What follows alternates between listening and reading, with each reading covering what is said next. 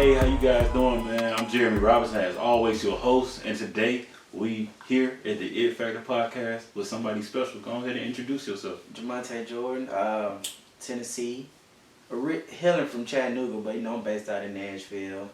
CEO of ebanwave, ebanwave Technologies.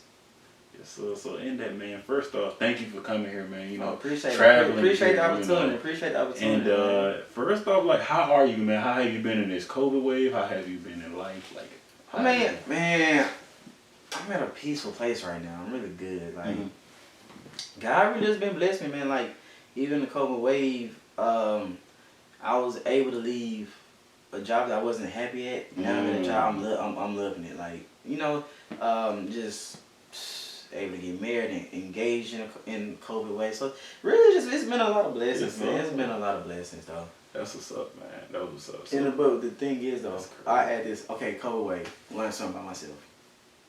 I do not like work from home jobs. Okay.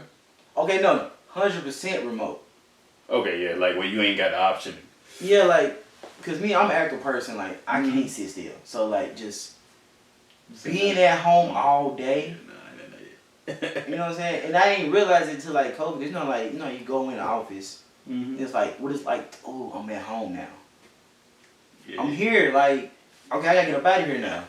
And I definitely know how you feel, bro. Like, I work from home now, right? Yeah. And I've been here like almost 3 years, like working and stuff. And there was a time when both of us was working at home. And she walked in and she was just like, she walked in here because I'm in here like working, whatever. Yeah. And I'm like depressing because I'm like, bro, I get off and I'm watching a podcast or I'm doing something. And it's all in this room. So then we set up the office in there or whatever. And it made me feel a little better. But I always felt like, yeah, I can work from home. I ain't got a problem with that. But yeah, ain't nothing like being able to go to an office. Like, being able to interact with people, man. Like, if I had it my way, I go to the office whenever I feel like it. Yes. If I want to be at home, I feel like it. Yeah. So I agree with you with that, man. So tailoring into that. So like, what led you to computer science? What led me to computer science? So I really grew up around computer science, and it's or IT or just computers and tech in general. It's somewhat of a family business. Gotcha. So like, my dad's in IT, older brother's in IT. So just think about it. I've been around computers all my life. Right. Like, I'm 3 years old. I knew how to go to the computer and go play pinball. Yes, Password and everything. Oh. But it just like, I just grew up, just being around like my pops and stuff, and it just came natural, man. Like, it came natural, and like the high school, you think of, okay, what you want to be, okay, if I want to go to the NBA, all right. Computers. I couldn't see myself doing nothing, like, okay, what you gonna major in and stuff.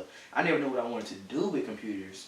I found that out like once I got in school, but I knew if I'm doing something, it has to be with computers.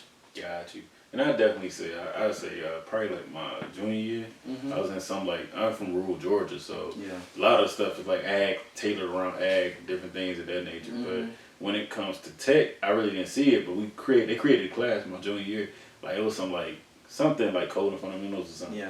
And I took a class and I was like, yeah, this is what I want to do. And the teacher's like, you sure? I'm like, yeah. So when I went to college, of course, it was an opening door. Like, dang, I wish I was doing this. When I was like in middle school, I would have been way ahead. But to see where I am today, it ain't not to it. But to say that you came from that type of family, that's cool to hear that. Because you don't hear that often, So definitely, I can commend you for that one. But in that, I would say, so with your family being in it, that being your thing for right now, like, what is one of your ultimate life goals? One of my ultimate life goals is to really, be free of corporate America. Okay, when I say free, I mean like I'm not working a 9 to 5, but like even with the business I started last year, like I'm partnering with corporate America and stuff like that. But really, like, I want to have my hands in a lot of stuff. Like, man, I done started getting to stocks. I got a homie here in Atlanta. He's a big finance guy. He's starting give me my friend group. We starting to do that more. Like, and just like, I guess just getting older and stuff, and just like being in computers for so long. It's like, okay, what else can I do? So like, I'm thinking like, I want to do like real estate, stuff like that. Another thing, I like working with kids as well. like we were talking earlier, like just exposing them to different things. Hand back, man. Yeah, like exposing to different things, like exposing different stuff. Like honestly, like really my goals are really where I'm just like helping people get to where they want to be. Got you. Yeah, and I definitely with you on that one because I mean I told her I was like I'm getting my master's in education right now. I pivoted from getting an MBA because I thought that's what I wanted to do because that's what everybody in corporate. Yeah, get your MBA. You know, do this. But I was like, I want to go teach college. Like I don't want to like do this, like climb that ladder and fight with corporate. I don't want that back and forth. That's how I am, too, man. That's why I created a podcast as well. Like, yeah. It made me feel so good to bring someone on like yourself, and it gave me a different avenue to meet so many people in different professions. So even in that, it's like I'm able to open up topics of like this, man. Like basically, how do you feel, about why you think it's important for a black person, either be a male or woman, to find something they really love and love to do it? Because I mean, you gotta think, all right, you only get one life here, and it's on the time frame. So why go through life being miserable? Right. You know what I'm saying? If you find something that you love to do it. Like, and what I tell people, it's okay if you don't like it. Just go try stuff. Right. Like, try it. If you don't like it, all right, cool. Move on to the next thing. Just find something that sticks with you. And it's really important to do something that you like, or find a way that you can to do something or work towards. Because life is life. Right. You do what you gotta do. You know what I'm saying? But because it's just really quality of life, and it's fulfilling. And like even tech, what's really fulfilling about me being in tech, it's really not even tech. It's the fact that I'm in the space, and people want to transition to space because like tech's starting to be hot, and it's money in tech. Yeah. You know what I'm saying? So people they want to hey, right. How can I do this? They also wondering why we want to I'm gonna step over here. I'm still gonna do it, but I want to step over here too. But what's fulfilling is I'm able to help people. Don't want to transition to tech or even maneuver like office politics, or just like move up in tech, and help people with their paths in tech. That's what's really fulfilling about it. It's not actually what being in tech, like I said, it's just natural. And I never really, to the tech question you had, it's never really been the end goal. It's something I always tell myself, if I'm 55, 60 years old and I'm still doing tech, hands-on, I'm doing something wrong. This is really just a platform to get into other stuff. Right. Platform is going to build off of it. I feel a lot of our people, black people, don't see that as our parents thought it was you got to work. Like you said, your mom worked multiple jobs, mine did as well, and that's all I saw. But I knew it could be something different. I was that's one reason why I went to college. I was I know I can do something different. Only just because I majored in this don't mean that this is I'm gonna be 60 doing this. I can't do that. I can't see myself doing a entry level type job, but even a manager, I'm over a team, and that's not something I want to do. Granted, it's good money. It's good. But I'm not chasing the bag like that. But it's not fulfilling. You know what I'm saying? I ain't the bread gonna be there, but it ain't fulfilling. I'm 55 years old, and I'm manager of a team. Arcade, maybe if I'm a VP of the department, it might get a bit different. But even in that, it's I don't want to be behind a desk. After my 40s, honestly. To be honest. After my 40s, really 30. Shoot, 30, yeah. Yeah, right. I ain't 35. I don't even want to touch it. Yeah, I don't want to be behind the computer like I am now. Right. This is just a stepping stone. And, even with tech, it has provided me a good quality of life. I'm enjoying life. And I like what I'm doing. It's natural. I couldn't see myself doing anything else in school. If anything, it would have been business. Same. Just so having my hands in everything, right? And just being broadening the horizon and stuff like that. I already know, but I feel like a lot of us see certain professions. I know with me, you see certain things that people do. You have a career fair or something.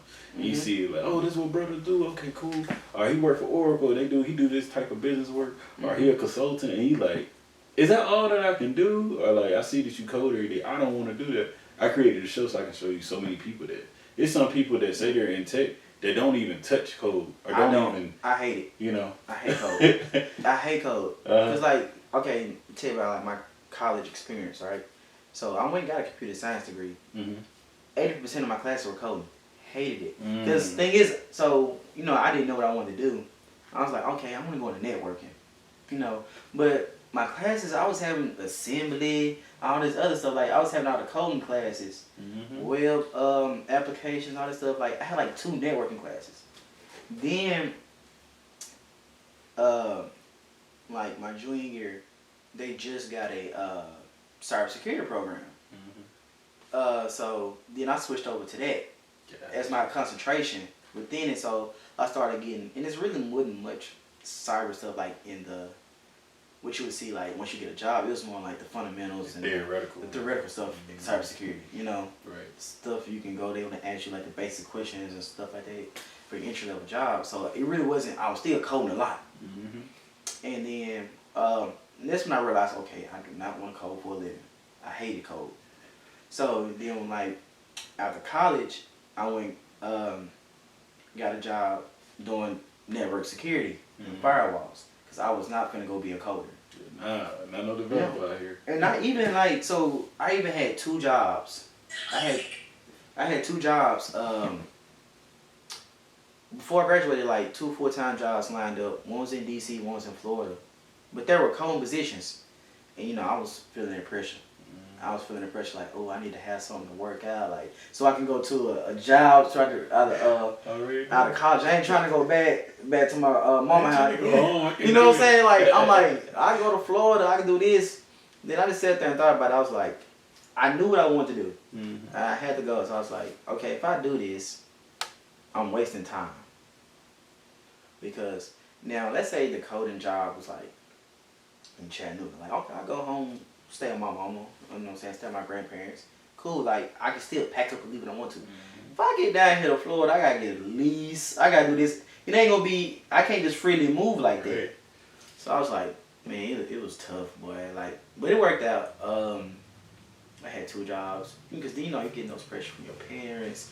Everybody's saying, so what you doing after school? And I wasn't going to get no master's. I was like, I was already done school. Because it took me 5.5 just to graduate. Right.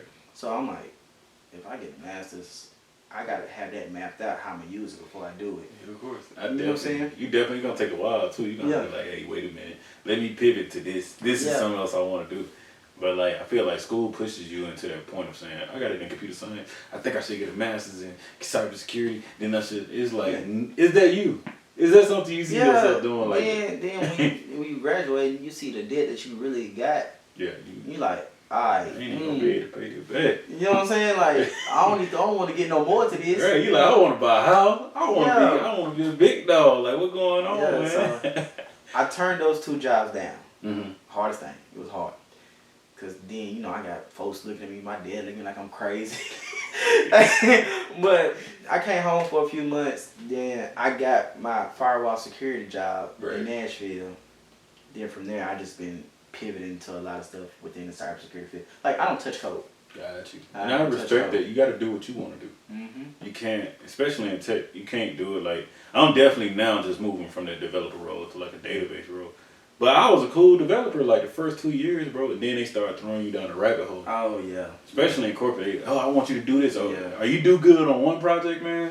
They run you around. Oh, man. I'm not doing my first job. Then, you got to think. So, being young, being black, in tech, corporate America. All you want to do is prove yourself. So you want to do anything and everything because, you know, the imposter syndrome. You feel like you ain't supposed to be there. Because you got to think like tech. It's really, I'm just going to say, it's all white people. It's all white people. It's all white men. Then you probably, if you're lucky, maybe 1 or 2 or 3. And they ain't on your team. You know what I'm saying? They on multiple teams. Yeah, and they might be older. Yep. You know what I'm saying? Like, they get 38, 42. They got families and kids. Yeah, like, you just, you know, you young, you doing your thing. Like, so you want to prove yourself. So you sitting there, you just want to do anything, everything, try to help everybody. Then they'll take advantage of that and they'll try to run you in the dirt. Yeah. But after a while, I know with me, I really was like, man, this is like, I ain't even stressing about it. Let me go and do something I want to do. So when I told them I'd do the It Factor podcast, I started my own business. They was like, what you doing that for? Like the conversation started changing. Oh wow! Like, yo, what you doing that for? Like, why? What made you do that? Like, what made you want to do that? And like when you tell them, they're like, oh, okay, you know, I guess. Yeah. We don't do that. Like, you know, like GM and this so I can say the company, man, we do this, and it's like. Yeah. And then I realized the more people I bring on the show, we had the same type of conversation. You know, I had every company. Yeah, I had honestly that was a fear of mine. That's what prolonged me into starting my business, because I'm like, I want to do this. You know, mind you, I don't have it has nothing to do with y'all, and like I'm one of y'all competitors. We work like this is totally different, different space, and it was just like tech solutions for like people who companies or business owners who can't afford to have a full-on tech staff. Gotcha. So you just bring in somebody just to handle your tech for you, whatever that may be. But that's what I wanted to do, and that's what I'm doing now. But like the fear of like with your coworkers or your managers, okay, what you doing that for? You know, but you gotta think too. On top of like, are they gonna let me go or this? You know, like we already like comfortable. You got a good setup at this job. Money, you know what I'm saying? It's just like honestly, that was really a fear of mine, and that's something that my pastor in Memphis, she helped me like get over that. Like, she hits you with it's a job. Yeah. This ain't your life. Yeah. You know, and a lot of jobs are not your career. They're not. A lot of people don't know how to separate that. It's a part of your career. Yeah. But it's not your career. So in that, you know, what made you want to start ebanwave in your company? Because I always it's amazing. I see it. I always wanted my own company. Like man, I had a goal. I stepped on school. I was going to do computer science. I want to do computers, right?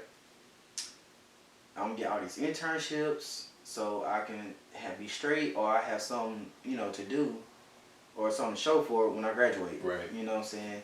Then I'm graduate, work that, learn some stuff, go on my own. Then go on my own, let that build up avenues where I can get to other things that's not even tech related. Gotcha.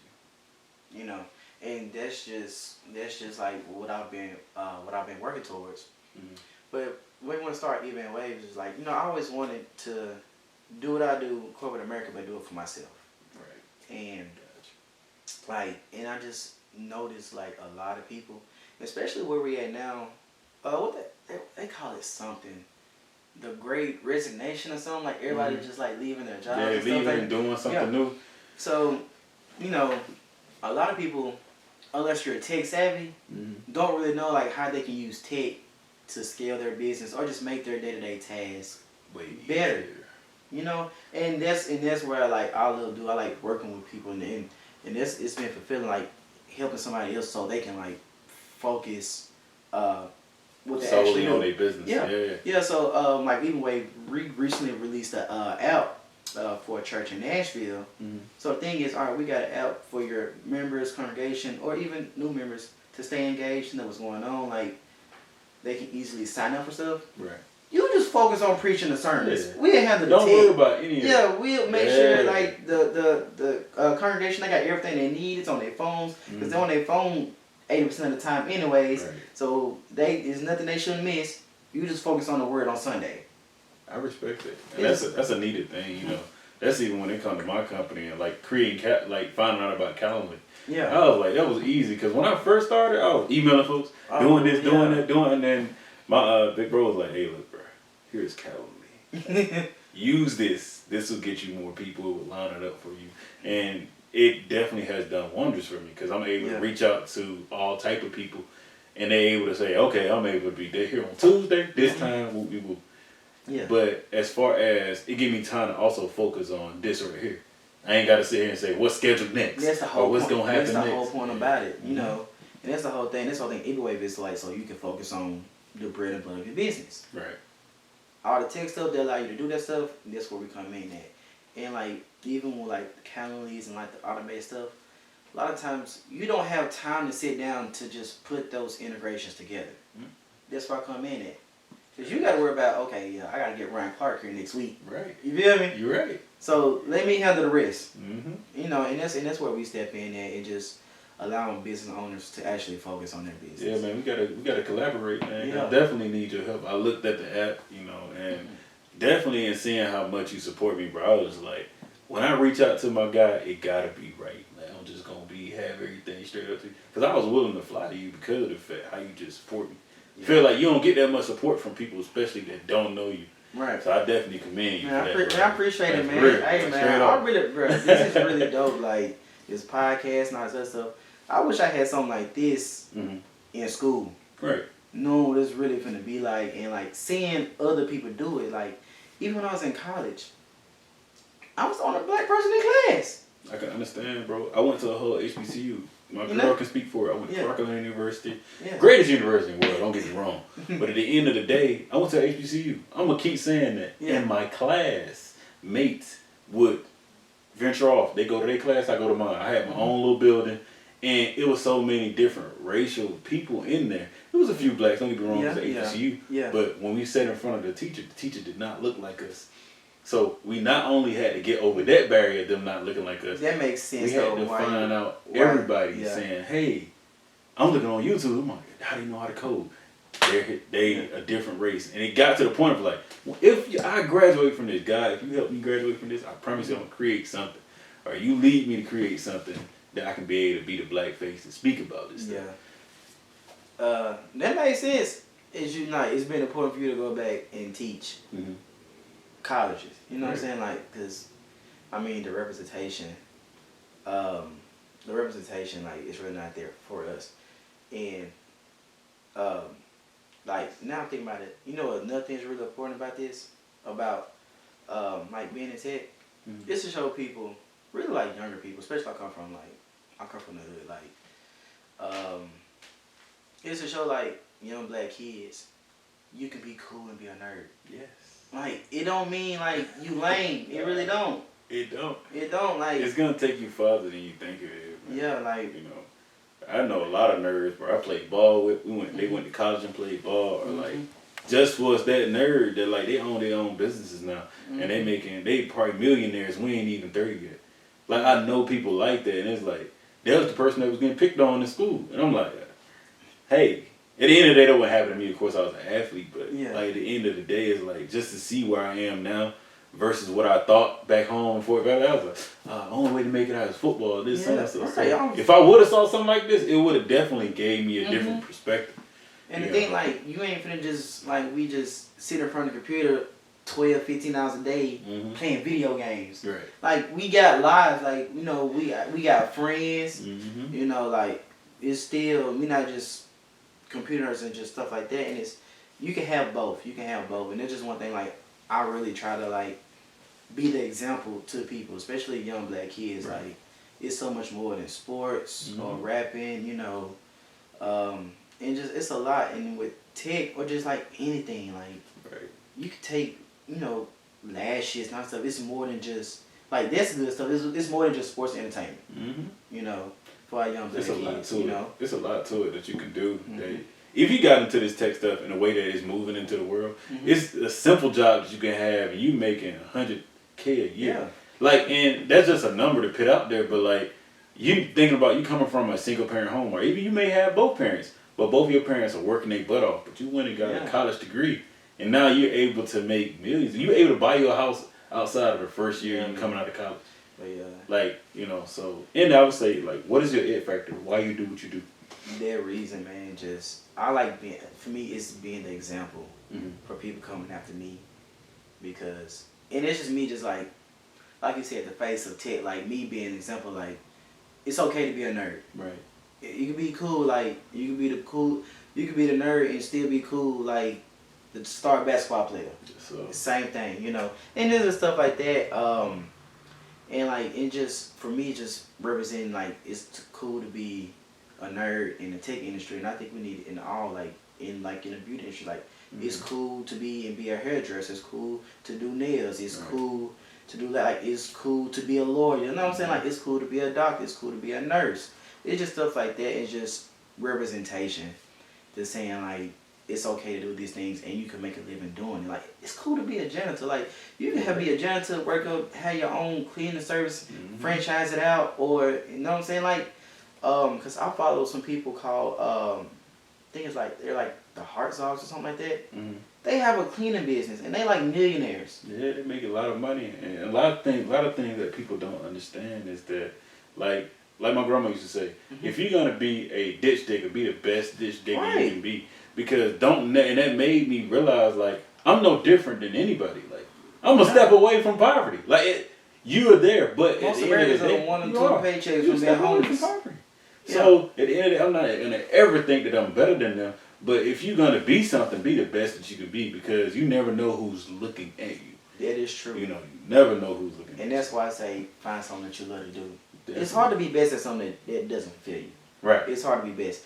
Like even now, like for me personally, at my corporate job, I don't want to climb the ladder. I don't. I really don't. Like it's good for me right now. And the reason why I say that is because all the time and effort climbing the ladder at a company, they can be put towards ebanwave or whatever else has got me, my true purpose, whatever God got me doing. Right. You know what I'm saying? Stuff like that. This is why I say it's like I said, tech isn't fulfilling. But tech is fulfilling. Like it's not the tech work itself.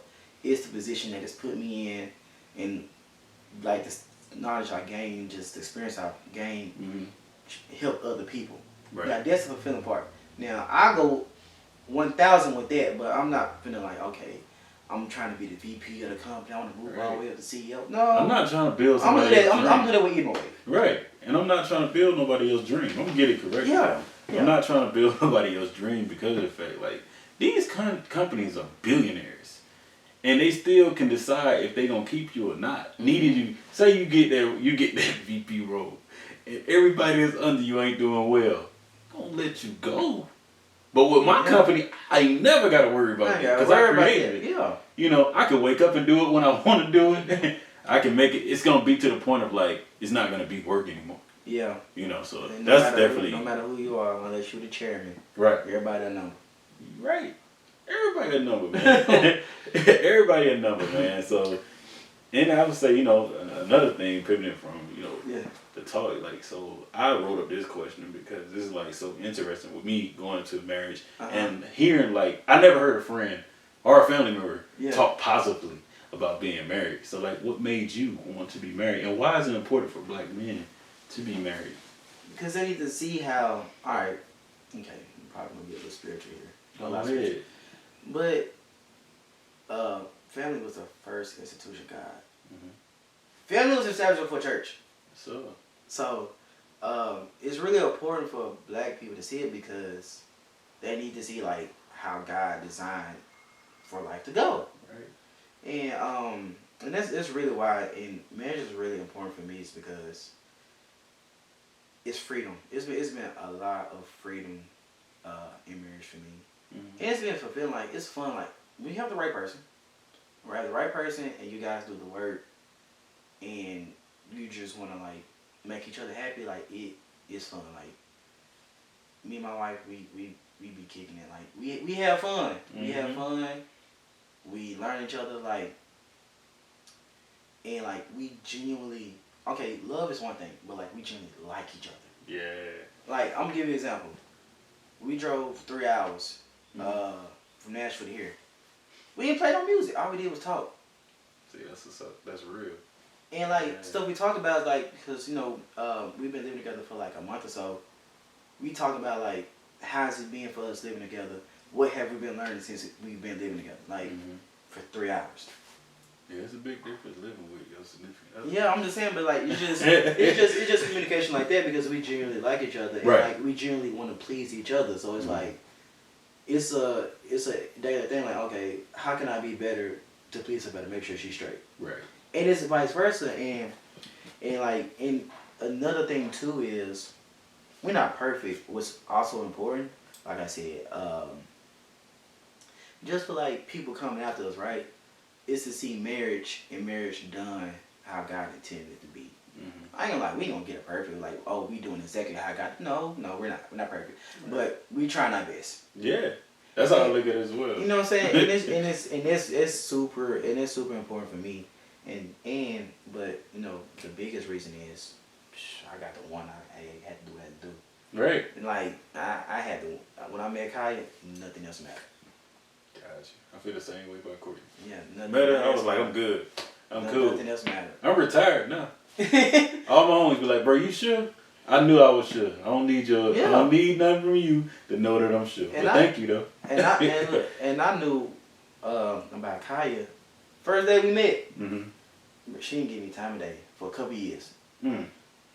Hey, but God good though. Yes, sir. And my girl didn't text me back, bro. I had to go to her and be like, hey, Shop, like, what's up? Like, come on now. And she was like, you are not serious. Like, you not. And I'm like, yes, I am. Hey, that you gotta stay down. You gotta keep going. Yeah, you gotta stay consistent. Yes, but yeah, marriage is important. That's like, man, it's lovely. Mm-hmm. It is lovely. That's like definitely would say that. And it's crazy. I got some of those things too. Mm-hmm. And it's like, you know, when you embarking on that season of your life, people look out for this. What I'm like, but and you like. That ain't us. That ain't us. Yeah, I be like, that ain't us. Like, that's what you dealt with, you know. And also, I love that I live with Courtney. Like, we bought this house together. Okay. We'll get to that outside, but that's a whole nother story for another day. Yeah. But staying with your significant other, you definitely learn how to communicate more. Oh yeah. And like what's what, and like how it's need to go versus how you would like it to go. Yeah. So and you really learn a lot about them that. Mm-hmm. You ain't got no choice but to learn until y'all live together. Right. But yeah. So in that, man, before we close out, man, do you have any questions for me? I think I already asked my questions. Mm-hmm. I was gonna ask, like, you know, so like, what is your overall goal for the podcast? Mm-hmm. Definitely for the effect. Okay.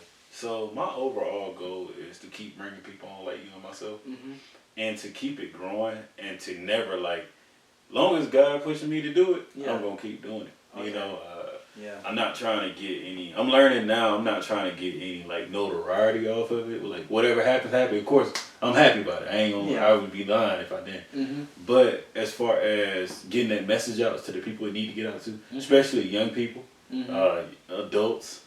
Even people in older ages that watch my show, like I see the demographics now. I'm starting to look into the algorithms see that people from the age of 20 to 65 watch my show. Oh. That's a big thing. Yes, yeah. Like, that's an amazing thing. So my mama friends watch my show, so that's a good thing to know that like this is something that's needed. Mm-hmm. It's something that's wanted, and it's something that I want people to be able to see that. Yeah, it's cool to be a black doctor, but it's gonna get to the point to where they like. Jerry brought them on the show. I want to be a doctor anyway. It ain't no more they black and they doing this. It's more of that's what's supposed to be. I want that to be the narrative, so that's why I focus on changing the narrative. Okay. So you won't have to look at it and say, oh, he black and he in tech? No. We in tech. Yeah, I'm black. Yeah. But yes, this is the standard. This is what you're supposed to do. Right. This is how it's supposed to happen. Mm-hmm. And you can do whatever you want to do, and these are different things. Need you be a janitor, or you're a Hall of Fame football player. We are still on the same equal playing field. Yeah. The money might look different, but the vision is not different. Right. So I definitely focus on just keep doing what I'm doing, man. Changing the narrative. Being able to have conversations like this, man. It's an amazing thing, bro. Yeah, man. I really appreciate the opportunity, man. Like, you ain't had to say no. I was like, man, because, you know, I've been following the podcast for a little minute.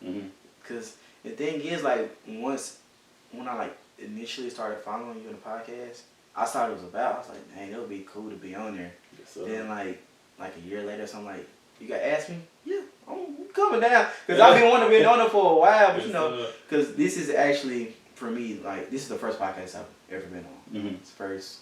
Everybody asks me to do this. It's the first, so I don't really know how it works. Like, do you ask to be on a podcast? I just saw, like, people sought you out. And, you know, just, you know, getting your vision, you know, how this operates stuff. I'm gonna be sending some people your way, like, you know, you to have as guests. Thank you, man. To be honest, I learned how to tailor it. This how I know I had the right woman too. I learned how to tailor it, and everything go through her for the most part. Yeah. And I was sitting there, and I was like, the same way I reach out to a Ryan Clark, is it the same way I'm gonna reach out to Marcus over here? And she's like, yeah, they all people at the end of the day. Yeah. And I'm learning to build. I'm definitely with this podcast. I done separated so many people, like, just being like, okay, cool, cool, we good to go. Yeah. Like, as far as, and what I mean by that is, like, it's so many people that reach out. I just have to make sure they have the right vision, like, when it comes to talking about this stuff. Because a lot of people, I done been able to pull in them, or they'll schedule something, and they don't show up, and you like, oh man, like, what the world? But it got to where now it's like, people got lives, you never know what's going to happen. Hopefully an email, and they be professional, and they follow up with it, but this not going to stop my vision. So I'm going to keep doing what I got to do. Yeah, man, that's why I came down here too, like, you know, hey, this is Good Morning America to me. Yes, sir. Thank you, man. Thank you. That means a lot, bro. So with that, we'll end the show, man. All right, man. Appreciate it. Appreciate having me on. No problem. So.